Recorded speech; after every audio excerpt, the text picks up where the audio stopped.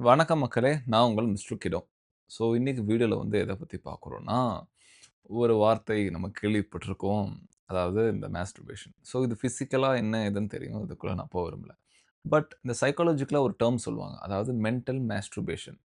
இதுக்கு என்ன அர்த்தம்னா, நம்ம வந்து ஒரு விஷயத்த பண்ணணும்னு நெனச்சுக்கிட்டே இருப்போம். அத பத்தி யோசிக்கிறது, அது இப்படி பண்ணா நல்லா இருந்திருக்கும். அனலைஸ் பண்ணிக்கிட்டு அத பத்தி யோசிச்சுக்கிட்டே இருப்போமே தவிர, அத நம்ம பண்ணவே மாட்டோம். ஸோ, அது மூலமாவே நமக்கு வந்து ஒரு ஒரு நல்ல ஒரு டோபமைன் எஃபெக்ட் குடுக்கும். ஒரு விஷயத்த நம்ம பண்றோம். இப்போ உதாரணத்துக்கு வந்து பார்த்தீங்கன்னா, இப்போ அ நம்ம கார் ஓட்டுனதே இல்லன்னு வச்சுக்கோங்களேன். நம்ம கார் ஓட்டணும்னு நெனச்சிருப்போம். ஸோ, அத வந்து நம்ம கார் ஓட்டியிருந்தா இப்படி நல்லா இருந்திருக்கும். ஸோ, இந்த கார் வாங்கியிருப்போம். இந்த கார நம்ம இப்படி ஓட்டியிருப்போம். ஸோ, இங்கெங்கலாம் போயிருக்கலாம். லாங் ட்ரிப் அப்படின்னு தான் யோசிப்போமே தவிர, கார் ஓட்டுறதுக்கு என்ன தேவ? அதுக்கான நேரடியான ஆக்ஷன்ல நம்ம இறங்கியிருக்க மாட்டோம். ஸோ, இது பேர் தான் வந்து மென்டல் மாஸ்டர்பேஷன் சொல்லுவாங்க. இதுக்கான டெஃபினிஷன் பார்த்தீங்கன்னா, like used to describing thinking or intellectual activity that's feel satisfying or clever, but ultimately it nowhere practical or meaningful. So it is also like spinning your wheels in your mind just for stimulation without real world application or productive outcome. இதுதான் வந்து ஆங்கிலத்தில் சொல்லுவாங்க. கடைசி வரைக்கும் உங்க மண்டைக்குள்ள வந்து அது ஓடிக்கிட்டே தான் இருக்குமே தவிர, அது வந்து நிஜ வாழ்க்கையில நீங்க வந்து அத செயல்படுத்தியிருக்கவே மாட்டீங்க. ஸோ, இதுதான் வந்து அத ஒரு வரியில சொல்லணும்னா, இந்த மென்டல் மாஸ்டர்பேஷன். இதுக்கான சில உதாரணங்கள் இல்லன்னா, அதோட அவுட்கம்ஸ் இல்லன்னா, அந்த காமன் கான்டெக்ஸ்ட் சொல்றேன். ஒண்ணு பார்த்தீங்கன்னா, ஓவர் அனலைசிங் வித்தவுட் ஆக்ஷன் சொல்லலாம். ஒரு விஷயத்த வந்து ரொம்ப எக்ஸ்ட்ரீமா அனலைஸ் பண்ணுவோமே தவிர, அத வந்து ஆக்ஷன் நோக்கி போவே மாட்டோம். முக்கியமா பார்த்தீங்கன்னா, இந்த சக்சஸ், இந்த டைம் அதெல்லாம் சொல்றதுக்கு ஒரு காரணம்.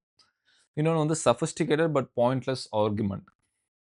எந்தையாவது இடத்துல ஒரு காம்ப்ளெக்ஸ் தியரி இல்ல ஒரு ஒரு கான்வர்சேஷன் போகுதுன்னா, அத பத்தி நம்ம ஒரு வேல்யூ ஆட் பண்ணாம அதுலருந்து ஒரு பாயிண்ட்லெஸ்ஸான ஒரு ஆர்குமென்ட் பண்றது. 3வது பார்த்தீங்கன்னா, செல்ஃப் இன்டெலிஜென்ட் அண்ட் இன்டெலக்சுவலிசம். லைக் ஒரு பெரிய ஐடியாஸ பத்தி படிக்கிறது, அத ரொம்ப டீப்பா இன்சைடா திங்க் பண்றது, அத இன்டெலிஜென்ட் அத அத கேதர் மட்டும் பண்ணி வச்சு வச்சு ஒரு ஒரு இன்ஃபர்மேஷன் வந்து எக்ஸ்ட்ராக்ட் மட்டும் பண்ணி வைப்போமே தவிர, அத வந்து எந்த இடத்துல அப்ளை பண்றதே கிடையாது. லைக் ரொம்ப சுருக்கமா சொல்லணும்னா, இந்த மக் அப் பண்றவங்க சொல்லலாம். ஒரு விஷயத்த புரிஞ்சு படிக்கிறது, அது அப்படின்னா அந்த அப்ளிகேஷன் எங்க பயன்படும்? அது எப்படி நம்ம செயல்படுத்துறதுன்னு யோசிக்காம, ஜஸ்ட் அந்த விஷயத்த நம்ம வந்து மண்டைக்குள்ள ஏத்தி வச்சுக்கிறதுன்னு சொல்லுவாங்கல்ல. அந்த அந்த கிட்டத்தட்ட அந்த மக்கப் பண்ற மாரி தான். ஸோ இத எப்படி நம்ம குறைக்கிறது? இதுக்கான இன்னும் ஒரு சினாரியோஸும் சொல்றேன். அதுக்கப்புறம் வந்து இதோட சொல்யூஷன்ஸ் பார்க்கலாம். ஒவ்வொரு சினாரியோ பிளஸ் அதோட சொல்யூஷன்ஸ். ஃபர்ஸ்ட்டு வந்து எண்ட்லெஸ் பிளானிங் வித்தவுட் எக்ஸிகியூஷன் சொன்னேன். அதாவது பிளான் மட்டும் தான் பண்ணிட்டு இருப்போமே தவிர, எந்த ஒரு விஷயமும் நடந்திருக்காது. ஸோ, அதுக்கான ஒரு ரீசன் பார்த்தீங்கன்னா, ஒரு என்னோட யூடியூப் வீடியோவே எடுத்துக்கிறேன். அதுக்கு வந்து ஒரு சிங்கிள் வீடியோ நான் எடுத்துக்கணும்னு வச்சுக்கன்னு வைங்களேன். ஒரு பெர்ஃபெக்ட் கேமரா, ஒரு பெர்ஃபெக்ட் கன்டென்ட் இருக்கணும். அந்த கன்டென்ட்க்கு வந்து நல்லா ஒரு ஒரு இன்ட்ரோ இருக்கணும். நல்ல அவுட்ரோ, நல்ல ஒரு எடிட்டிங், நல்ல ஒரு பெர்ஃபெக்ட்டா கிராஃப்ட் பண்ணி கரெக்ட்டா வரணுமே தவிர, கடைசி வரைக்கும் நான் அந்த வீடியோ எடுத்திருக்க மாட்டேன். அதுக்கு தேவையானது என்னது?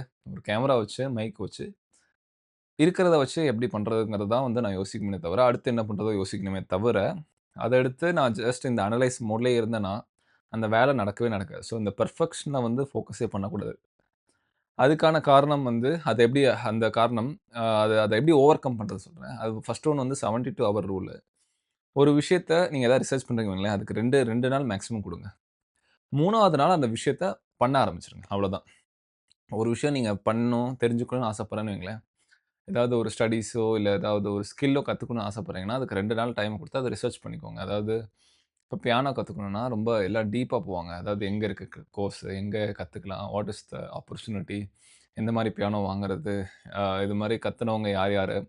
ஸோ இந்த மியூசிக் என்னென்ன வாய்ப்புகள் இருக்கு? அதே மாதிரி ஆர்கெஸ்ட்ரா இந்த மாரி எல்லாம் கடைசி வரைக்கும் இதான் பண்ணிட்டு இருப்பாங்க. வாரம், நாட்கள், வாரம், மாசக்கணக்குல. பட் எண்ட் ஆஃப் த டே அவங்க பியானோ கத்துக்க ஆரம்பிச்சுட்டாங்கன்னு கேட்டா, கிடையாது. ஸோ அதுக்கு தான் அந்த 72 ஹவர் ரூல். அதாவது என்னன்னா, 2 நாள் அத பத்தி ரிசர்ச் பண்ணிக்கோங்க. 3வது நாள் அதுக்கான ஆக்ஷன்ல இறங்கிருங்க. அவ்வளோதான். Simple. Simple as that. Second one வந்து 80-20 ரூல். அது நம்ம எல்லாருக்கும் தெரியும். 80% ஆஃப் அவுட்கம் வந்து 20% ஆஃப் வொர்க்ல இருந்து தான் வருது நமக்கு.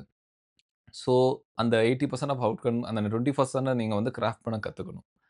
ஸோ 2வது முக்கியமான விஷயம் வந்து பிலாசபிக்கல் ஓவர் திங்கிங் சொல்லலாம். ஃபர்ஸ்ட் ஒன் வந்து ம் இப்ப மீனிங் ஆஃப் லைஃப் என்ன? லைஃப் சக்சஸ்னா என்னது? இப்ப நானே வந்து நெறைய வீடியோஸ்ல வந்து லைஃபோட ஹாப்பினஸ் என்ன? ஹேப்பினஸ்னா என்னது? எப்படி டைம் மேனேஜ்மென்ட் பண்றது? அப்புறம் எப்படி புரொடக்டிவா இருக்கிறதுன்னு நெறைய வீடியோஸ் நானே போட்டிருப்பேன். பட் அந்த வீடியோஸ நான் சொன்னேனே தவிர, அத நான் அப்ளை பண்ணேனாங்கிறது வந்து ஒரு ஒரு சின்ன ஒரு கொஸ்டின் மார்க் தான் வரும். It's a million dollar question. So இந்த ஹேபிட் எல்லாம் வந்து சில ரொட்டீன்ஸா மாத்தணும். அது வந்து ஒரு இன்சைட்டும் இல்லாம, ஒரு டேட்டாவும் இல்லாம, அத வந்து ஒரு ரொட்டீனா, ஒரு எக்ஸ்பீரியன்ஸா மாத்துனா தான், எனக்கும் அது வந்து ஹெல்ப்ஃபுல்லா இருக்கும். உங்களுக்கும் ஹெல்ப்ஃபுல்லா இருக்கும். ஸோ அடுத்ததா பார்த்தீங்கன்னா வந்து பில்டிங் பிசினஸ் இன் தியரி. இது வந்து ஒரு முக்கியமான சினாரியோ. இது வந்து நான் சொல்றதெல்லாம் சினாரியோஸ் தான்.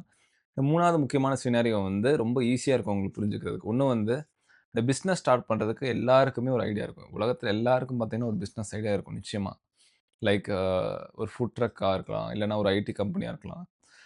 இல்லன்னா ஏதாவது ஒரு கோடிங் சாஃப்ட்வேர் எந்த ஒரு டொமைனா இருக்கலாம். நீங்க வந்து உங்க எல்லாரோட ஐடியாவும் வந்து வெறுமனே ஒரு ஐடியா லெவல்லயே வச்சிருப்பீங்க. இத திங்க் பண்ணிட்டே இருப்பீங்க. அதோட சொல்லப்போனா நீங்க நெனைக்கிற ஐடியாஸ்க்கு வரான ஆப்போசிட் திங்கிங் அதோட கவுண்டர் அட்டாக்லாம் எப்படி பண்றது? அந்த அளவுக்கு போயிருப்பீங்க. பட் ரியல் வேர்ல்ட பார்த்தீங்கன்னா, நீங்க 1 ஸ்டெப் கூட அந்த ஐடியாவ நோக்கி நீங்க போயிருக்க மாட்டீங்க. ஸோ அதுதான் வந்து ரியாலிட்டி. ஸோ இந்த ரியாலிட்டிய வந்து நம்ம நல்லா புரிஞ்சுக்கணும். ஸோ நம்ம வந்து எக்ஸ்ட்ரீமா அந்த அவுட் பஸ்ட் அந்த மாரி ஓவர் திங்கிங்க்கு போவாம, நீங்க நெனச்சத வந்து அப்பவே வந்து ஆ ஆக்ஷன்ல இறங்கிருங்க. அப்பவே வந்து இம்ப்ளிமெண்ட் பண்ண ஆரம்பிச்சுருங்க. So that down the line நீங்க வந்து அந்த பெர்ஃபெக்ஷன் அந்த ஸ்கில்லுக்கான பெர்ஃபெக்ஷன வந்து ஆட்டோமேட்டிக்கா அடைஞ்சுருவீங்க. ஸோ இதுதான் அந்த ஓவராலா தம்ப் ரூல்.